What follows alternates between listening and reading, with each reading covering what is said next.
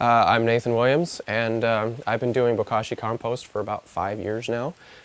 This is Bokoshi Compost. This is a finished bucket here. This is the brand itself, and then this is a bucket that we are going to be adding food waste to today.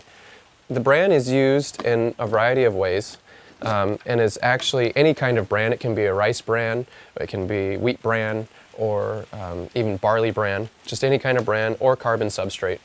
And it's used to, it's got effective microorganisms in it, and that it's inoculated with, such as lactic acid and photosynthetic bacteria.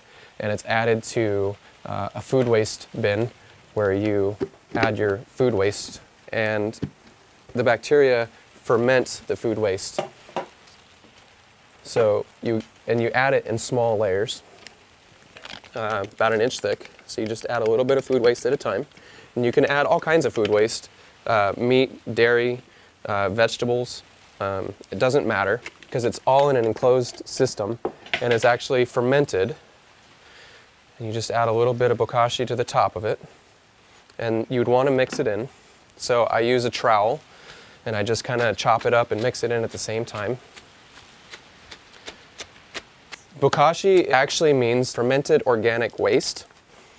So it's actually good for anything that's organic. It can also be used in a variety of other ways.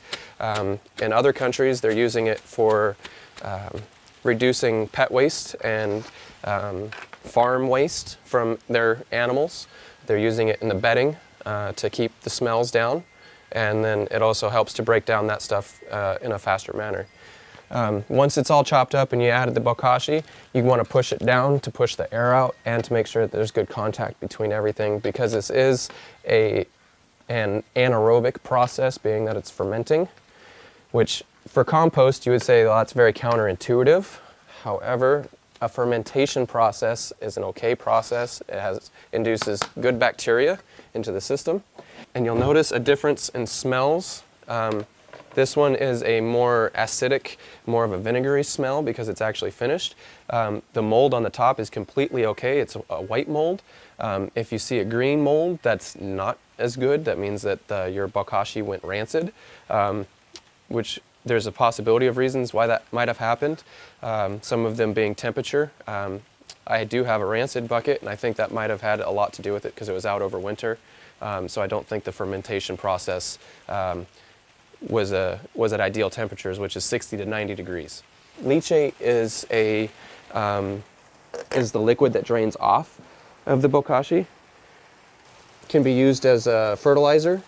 You'd want to dilute it 50 to 1 or 100 to 1 with water before you put it on any of your plants, because it is extremely acidic as well. Bokashi runs at around 3.5 pH. Okay, so you have this bucket with holes in it for the drainage from the bokashi leachate, and you add this bucket to the bucket with the spigot at the bottom. And that's your completed homemade bokashi bucket system.